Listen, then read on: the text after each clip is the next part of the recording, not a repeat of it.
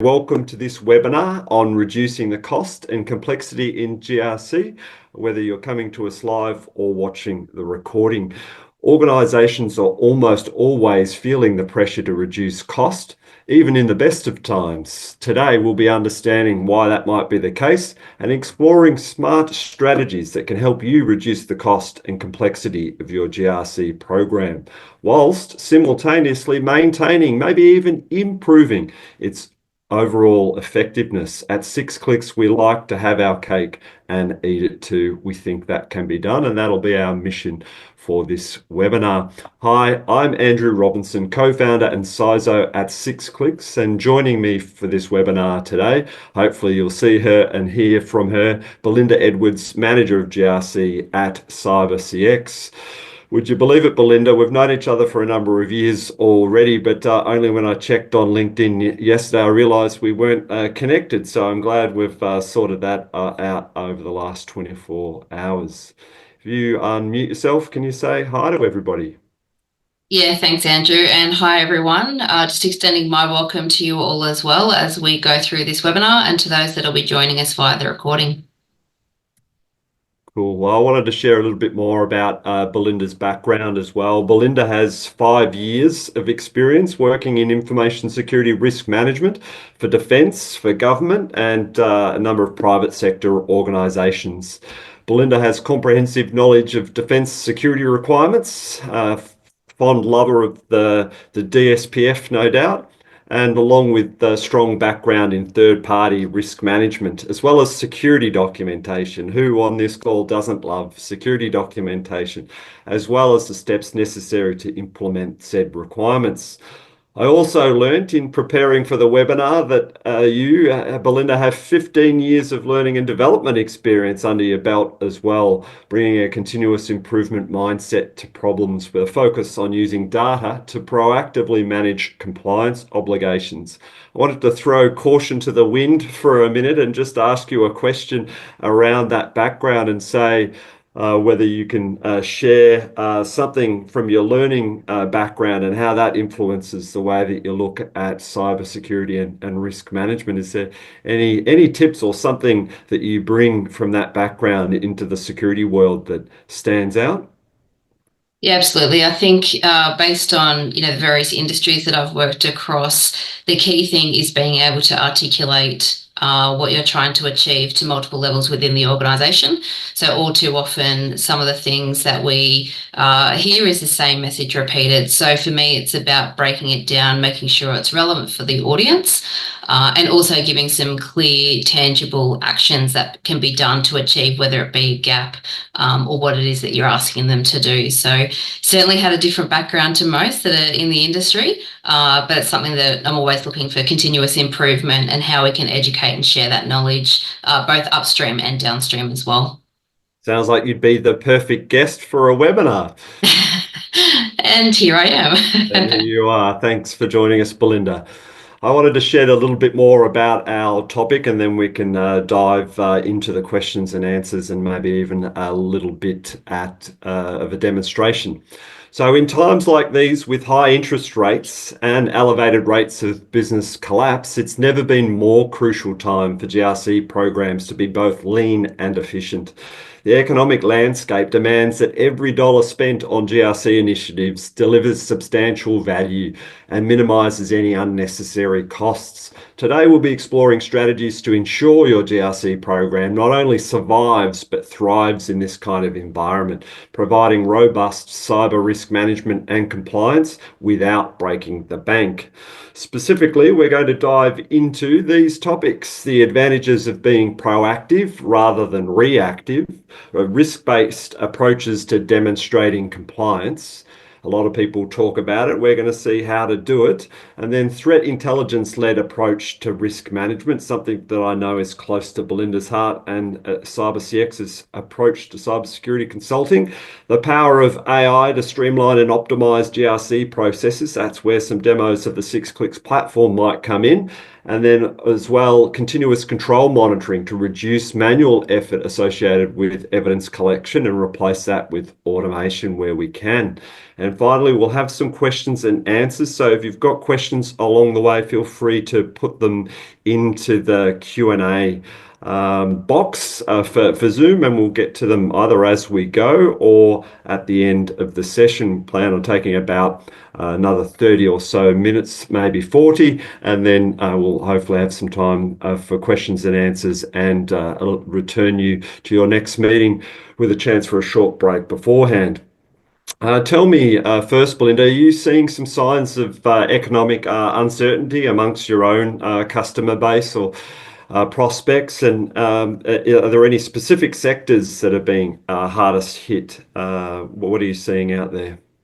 Yeah, I think this is an interesting one we were talking about previously, that we're often seeing across the board people having a reduction in funding, but they're still required to do, I guess, more with less. So we are still seeing some impacts in that space, but we are also starting to see people put aside some more funding, particularly with, I guess, the changes in technology and the focus that that's been given over the last 12 to 18 months. So yeah, it's an interesting time, certainly looking for ways to be able to still execute the same outcome, but obviously with the reduced cost in mind, but we still want to make sure that we are protecting everything in that space. So interesting time ahead.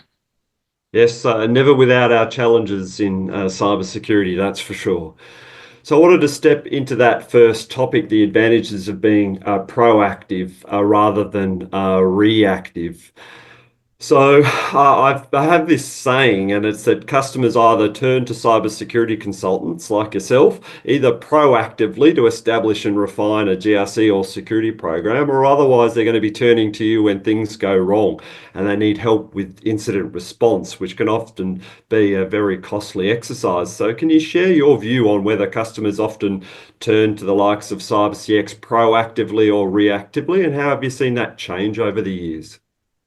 I think historically we've seen people be a lot more reactive when something has gone wrong.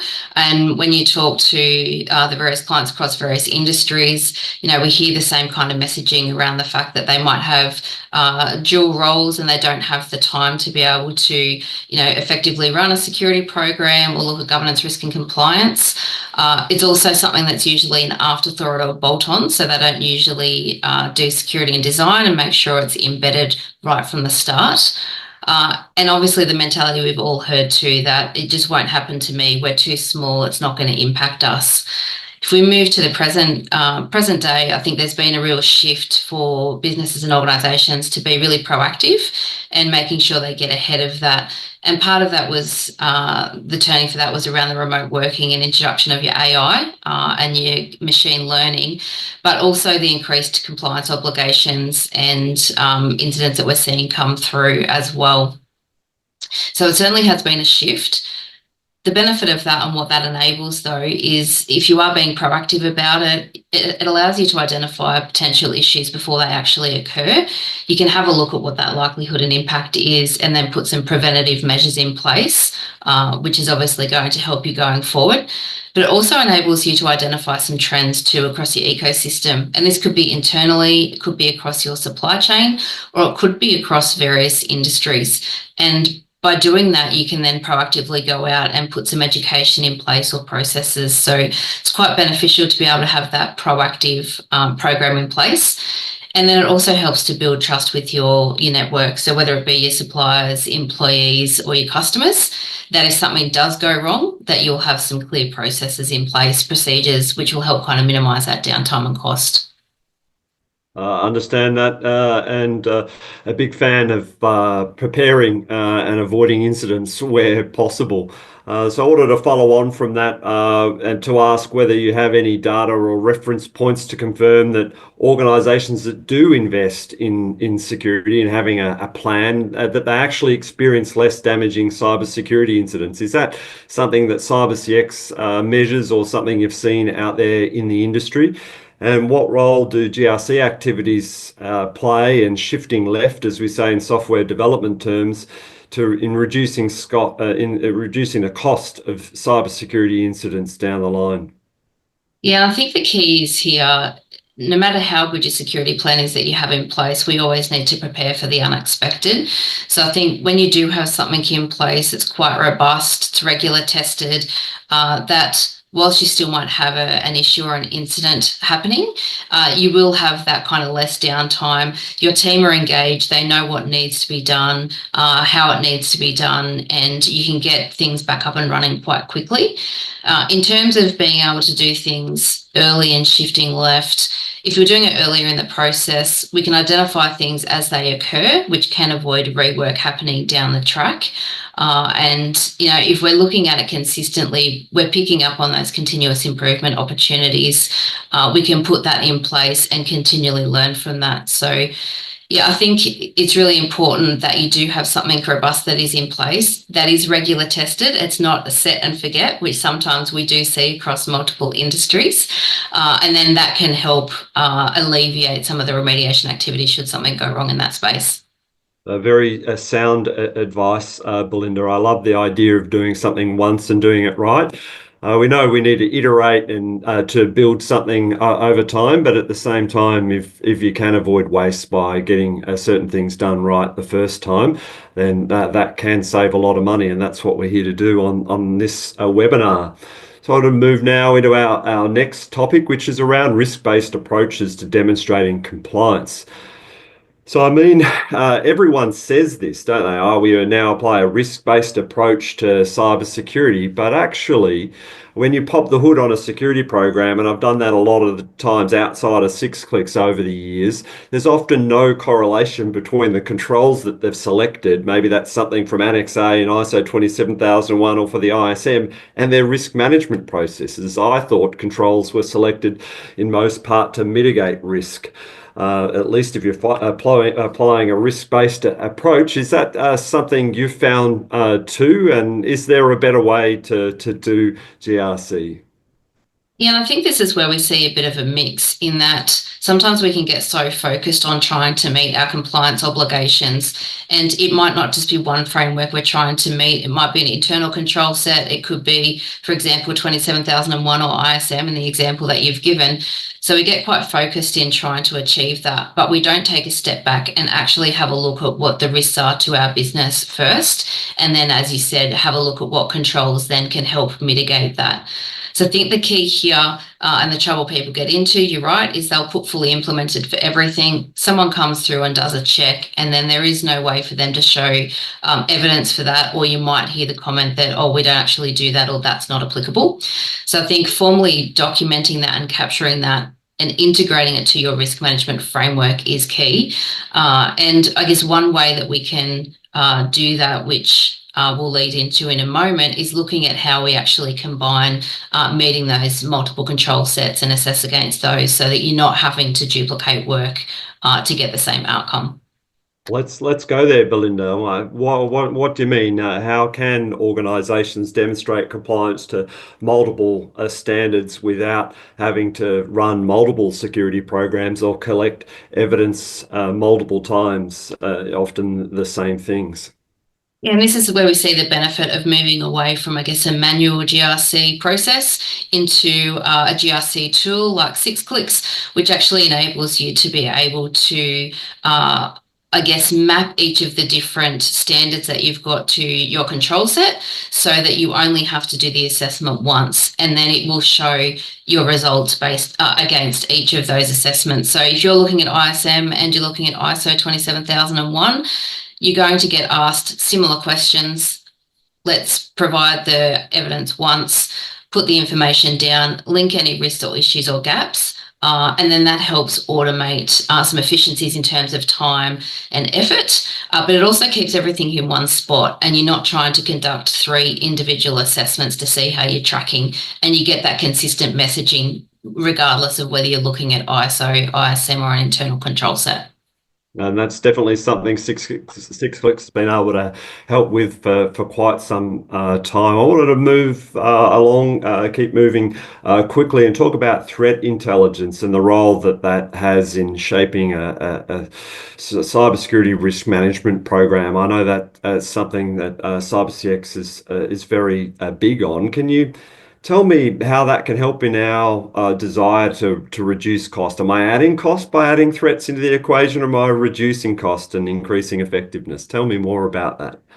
Yeah, so I think initially people get turned off around the fact that there might be an upfront cost, or you might have to outlay some additional effort, I guess, upfront. But what you want to be able to do is have a look at what's happening in the landscape, what's happening within the industry, within your particular region, and what threats are actually, or threat actors are actually doing as well.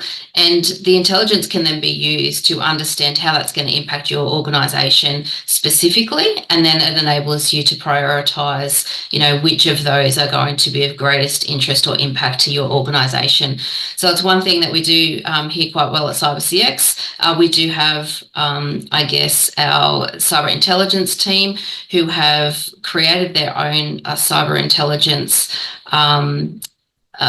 process and subscription. And we've got the benefit of having a look at things across industry, whether it might be past incidents, what's happening across the world, and be able to tailor that specifically to you. And it's not something that you may necessarily have access to. So it certainly helps when you can reach out and tap into that, because you may only get access to a snapshot as to what's happening in your immediate vicinity. But if you're working with someone, you can get some additional support and guidance in those. So it can be quite useful to be able to really hone in and pinpoint on what the impact is going to be to you.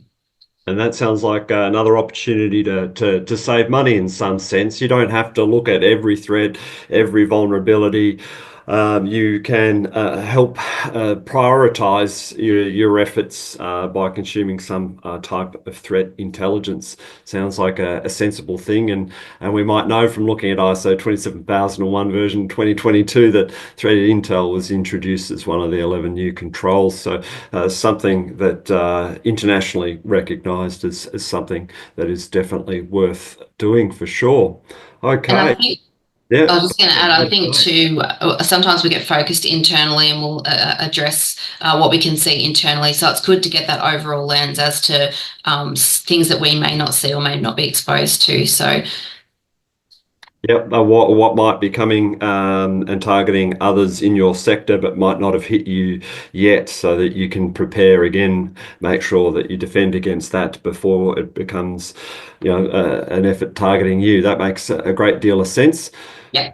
Moving on to topic number 4 already, the power of AI to streamline and optimize GRC processes. I have a lot to say about this topic, of course, being an AI-powered GRC platform, but I'd like to hear from you around what you're hearing from customers, what you're seeing them adopt in terms of AI processes to optimize and streamline GRC. Is that something you're seeing demand for? Is that something that they're starting to see in action?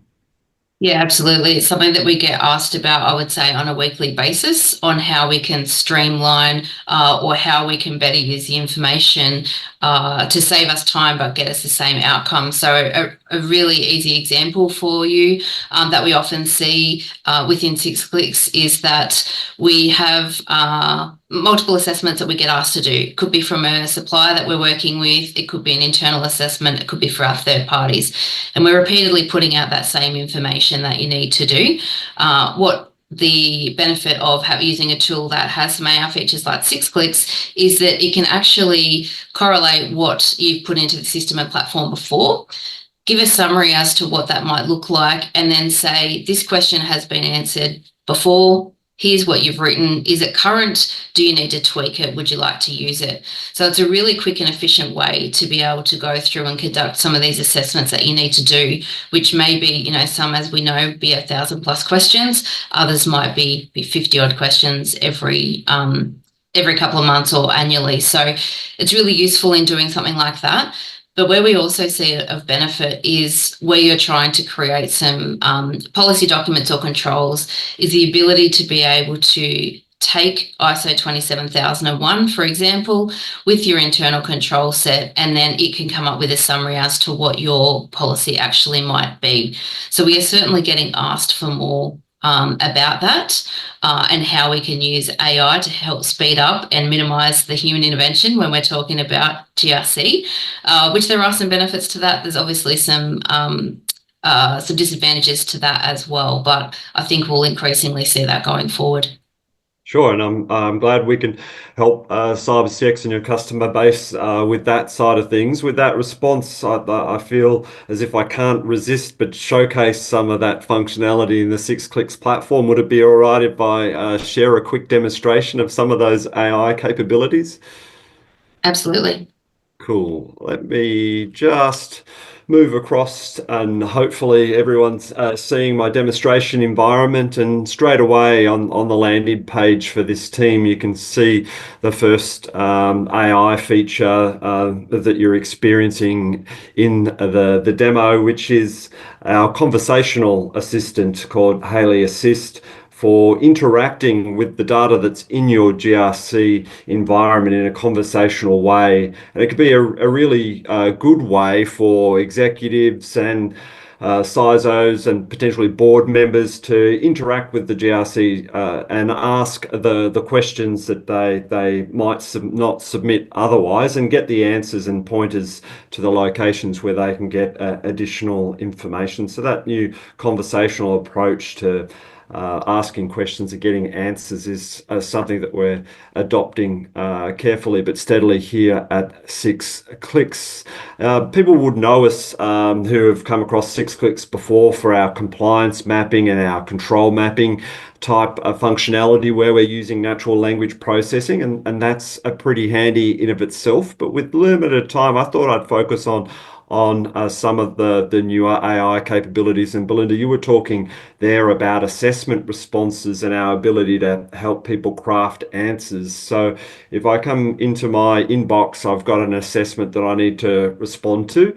And you can see here, there's all different kinds of questions and answer options, be they sort of short text, long text, check boxes, radio options, and the like. But you can also see here an Ask Haley button. So using the data that's been answered by this user in this team, I can hit the Ask Haley button, and it will look for not just the same question, but similar questions, and help guide me through answering the questions based on the pool of information that's there. We could do that for the short text style questions like that one, and we can also do it for a long text questions as well. And it's going to give me suggestions. And as you indicated, we might propose an answer, but we'll also show the other answers that we've seen, and give the user the choice to choose between them rather than just take AI at its word. We believe it's best used in a supervised capacity. So you can go through, and that can make it a real lot easier to respond to assessments, especially if you're getting lots of inbound assessments, and perhaps they're asking similar questions, but they come with slightly different wording. Then you can use the Ask Haley button to draw on answers that you've previously given. So that can save a lot of time for GRC professionals, and if you're saving time, you're saving money, or you can at least focus in other high impact areas of your GRC program. Probably another one I wanted to drop into real quickly. There's a bit of AI. It's also a bit of automation in this example. So if I go to my SSP annex for the latest version of the ISM, June 2024, although we know a September version will be out soon with the quarterly changes, I can go here to my responses, and you'll see that I've actually pulled in all of the data from my March SSP annex into my June 2024 SSP annex because the data that I'd previously compiled is still valid. And that way, instead of focusing on all 900 requirements of the ISM, when I'm preparing my SSP annex each quarter or each year, I can hone in on what's changed since I previously collected information and fill in those blanks as the most immediate priority. So we do that for the assessments, but more recently at 6 Clicks, we're now also doing it for control sets. So if I look at this particular control set, it's got to do with identity and access management. If I go to my viewer view, I'll see the relationships that my internal controls have with external compliance requirements. And here we've got June 2023 ISM, and we've now got the June 2024 ISM. Once you've mapped it once, and you can use the Haley natural language processing for that, we'll keep this in sync as you download the new versions of the ISM. These relationships will be automatically updated, and you can focus on the new ISM controls and hone in on anything that may have been modified. But you don't have to deal with the situation where there hasn't been change to an ISM control, and you just want to continue the relationship between your internal control and existing ISM requirements. That way, we can pivot the evidence that you're collecting against your internal controls and present them when we're looking at the evidence from the point of view of these different sets of requirements. Does that sound like something that would help you in your engagements with customers, Belinda, and the work that your customers do? Yeah, absolutely. And it's something that we do get asked quite regularly because it is such a repeatable effort, particularly in the scenario of the ISM where it's every 3 months that there's a change. So certainly some significant time efficiencies in that space. Cool. All right, so we've talked a bit there about audits and our assessment module and the Ask Haley, how we're keeping assessments and our policies and controls up to date. I think there are some of the key advantages of using AI and automations, but there are plenty of others built into the 6Clicks platform, and we're adding more as we go. So if you've got any questions, feel free to put them in the Q&A chatbot or drop us a line or CyberCX, and we can explain more about all of that. I wanted now to talk about evidence collection and continuous control monitoring. Is that something, Belinda, that you see customers doing a lot of work on, and historically, have you seen most of that being done manually, or are they using some tools at the moment to help collecting evidence? Yeah, and I think what we're seeing is a mix of both manual and tools. So it might be that they're using a tool for your technical controls, but then when we're talking about our administrative controls, then it is a manual process of having to go out, collect that documentation and evidence to support the control that they're trying to achieve.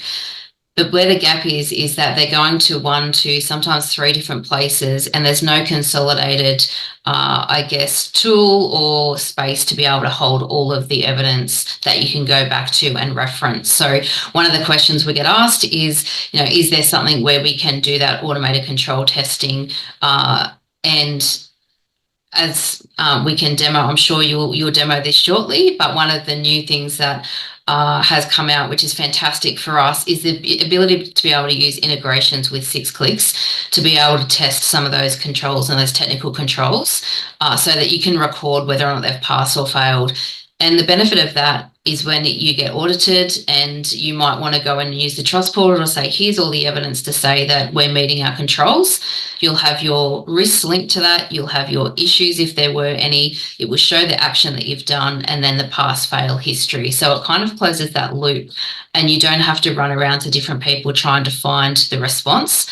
And the benefit of being able to do that, I guess, in a tool is that we no longer have to conduct that activity 3 times if we're doing it for ISM and then we're doing an internal audit down the track 4 months later.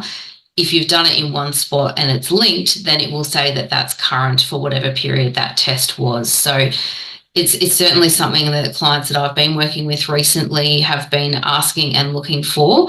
And I think while there's some benefits to automations, as we know, there still needs to be human intervention, particularly around that administrative assessments and testing, but it's good to be able to have that in one spot, and then you can run your dashboards as well, showing those results up to your exec team so that you don't have to repeatedly do that each month. You can set and forget the dashboard, live data will feed through that, and it's just a good way to have that kind of single pane of what's happening within your business.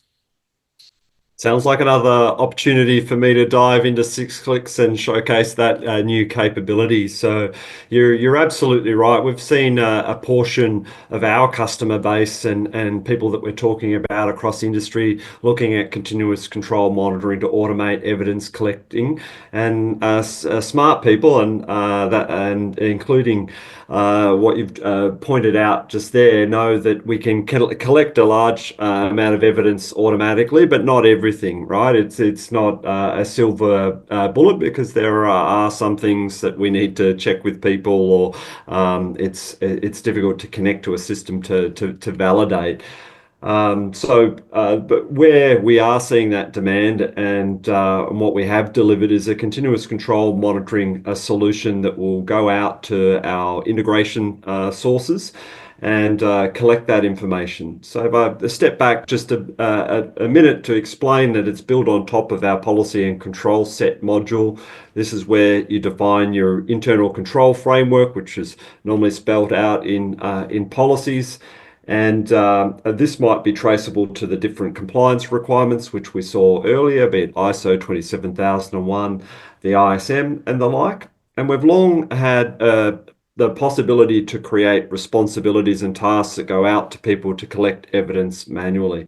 Absolutely, and a large part of our customer base are already using that functionality. But what we've now added is the ability to test controls and use the existing responsibilities, or collect that information automatically through the integration. So if I look at one of these controls here, I'm looking at technical vulnerability management, and we might determine that that's something that we can test, at least in part, automatically through an integration. And here I've got an integration with Wiz, who was one of the first cabs off the rank for our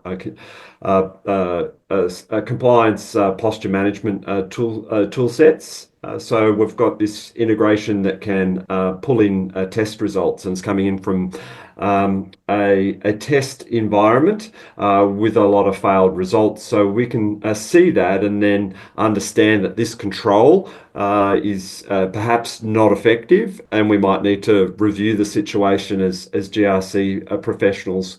But we might be able to run reports and look at which risks are impacted, which assets, and bring in the business owners that are going to feel the impact when this control is ineffective, to secure the resources to address the weaknesses that we're seeing here with the technical vulnerability management control. So it's another part of engaging stakeholders and building the business case for remediation.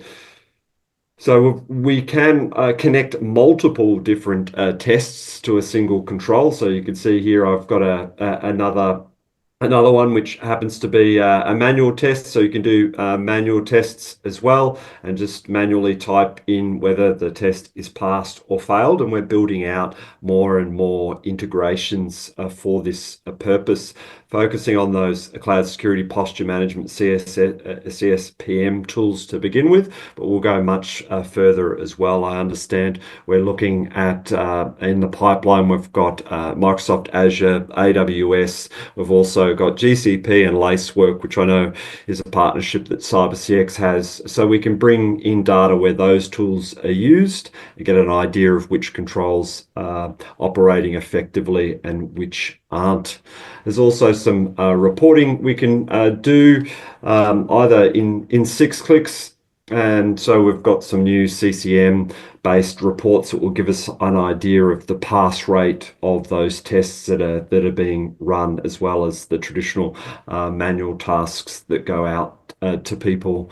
And perhaps as another segue, building above and beyond continuous control monitoring, SixClicks is putting increasing efforts into the reporting that's available, built out in the platform, and you can build out custom reports, presentations and stories, which can be used to streamline the reporting process to executives and boards, and recently refreshed our Power BI connector and dashboards so that people can use Power BI and other third-party reporting solutions as well, where they might want to draw on the SixClicks data as well as any other data that they might want to combine the information with to produce reports to their executives and boards. So that's another area where we can save GRC professionals a lot of time.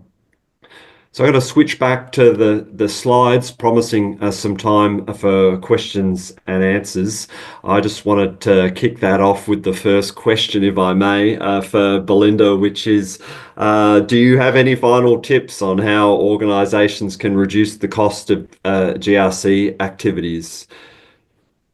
Yeah, and I think one thing to call out, and I think it's a question that'll come up in the Q&A panel as well, is sometimes we do need to invest upfront, so there is going to be a cost. All too often we hear that we need to put some protections in place for cybersecurity at low cost or no cost, but we need to look at it in the bigger scheme of things. So I think it's understanding what is important and what the risks are to your internal organisation. What's happening within your industry and the impact it may have on you are definitely key things that we need to look at.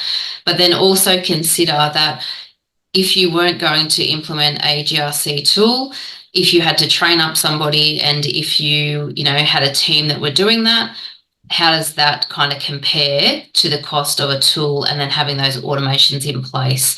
I can streamline things like your human error, remembering to have to do tasks because you're getting automations and that kind of thing. So I think it's thinking about what's important to your organisation and how you then communicate that within the business, but understanding the outcome as well that you want, because sometimes we get fixated on a just fix it, but we don't think about what we're trying to achieve and what the best way to do that is. So it's probably a couple of things to consider in that space.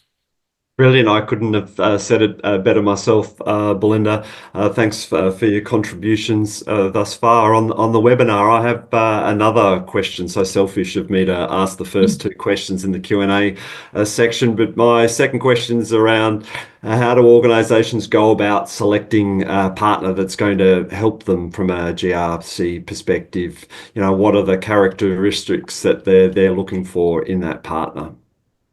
Yeah, so I think you want to have a look at, well, firstly, what it is you're trying to achieve, and then what services that provider can potentially offer. Are you looking for a very specific tailored approach, or are you looking for like an end-to-end capability? So it's one thing that you would need to have a look at. And then also in terms of, I guess, overarching information you're looking for, do you want a national approach, global approach, to be able to pull in some of that skill set and data? So there's a couple of things. People will obviously have a look at cost, but sometimes cost doesn't necessarily mean you're going to get the best product. So you need to weigh up what the actual work that you're going to get and achieve from that is as well. Cool. Thanks for that. I have a couple other questions here from the Q&A chat box. So I've got a question here around the control testing via integrations. I'll grab that one. Are clients required to give SixClicks access to in-scope systems? And the answer to that is no, surprisingly, in the sense that SixClicks isn't a tool that's going to go out and scan your servers or workstations. We're predominantly focused our integrations on collecting the information from sources where that information is already aggregated. So when I talk about cloud environments, when we're talking about Azure, we're talking about Defender. So we're talking about getting the information that already exists within that cloud environment and bringing it in to 6 Clicks purely from a GRC point of view. We're not doing the scanning ourselves. So looking at cloud security posture management tools, either natively within cloud environments or tools like Wiz and Lacework, but we'll also add to that additional systems as well. If you've got any questions, any concerns, then feel free to raise them with CyberCX or 6Clicks, and we'd love to explore more about what you're looking to achieve and whether your particular systems can be supported. Another question here. I'll read it out verbatim. It's a bit of a long one, and then I'll do my best to answer it. Is there a genuine logical basis of the apparent assumption or expectation by business executives, board members, that cyber can be done at a low or no cost? Or is there a level of disingenuousness that we're contending with? For instance, they expect to invest capital for any other kind of new capability or to maintain an existing capability. What makes cyber different? And I'll say that everyone's circumstances are going to be different in each organisation and where they're at in the maturity of winning over the executives and the board members. And gaining their trust, the answer is going to vary. I don't think that there is a general expectation that security will be done at low or no cost. There is ultimately a cost to be borne, but where there is a large amount of existing expenditure on security, there may be opportunities to refine the program, get better outcomes without spending more.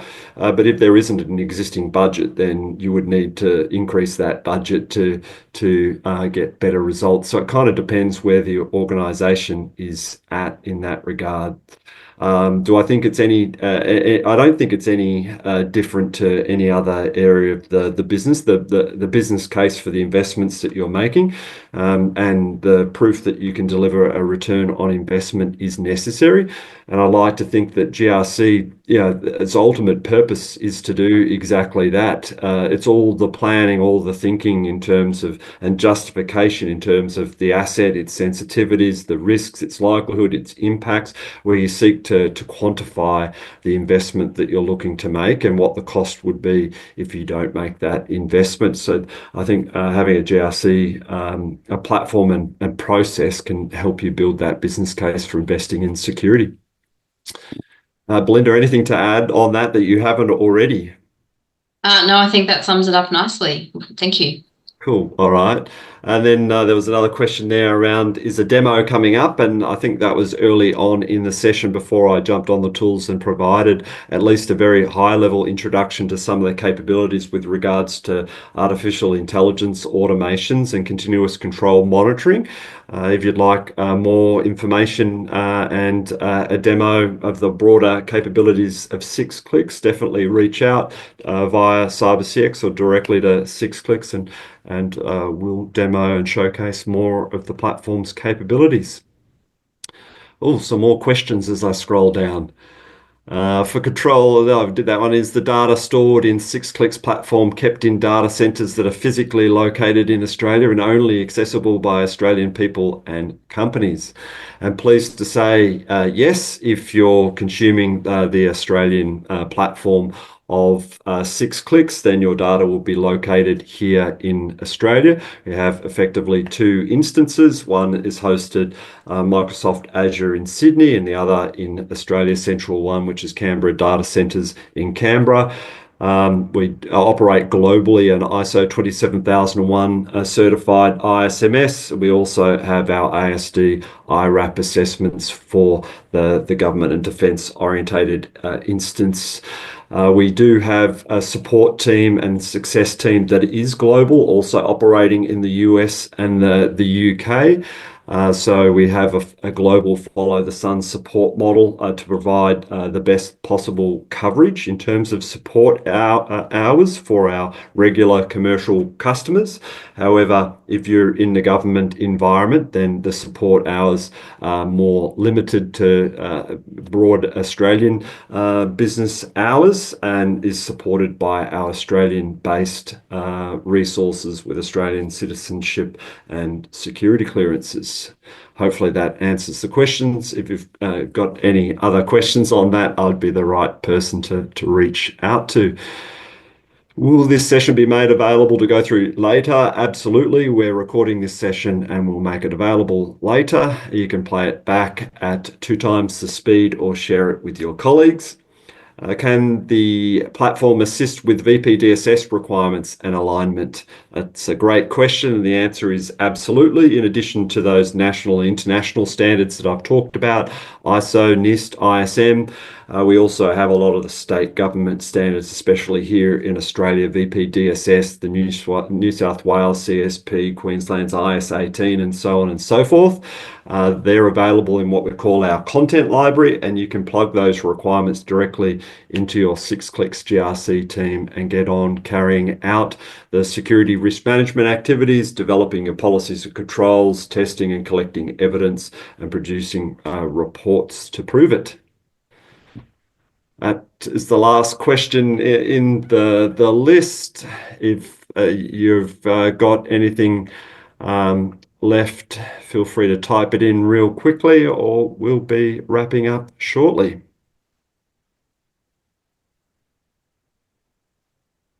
Okay, we'll bring the webinar to a close for now.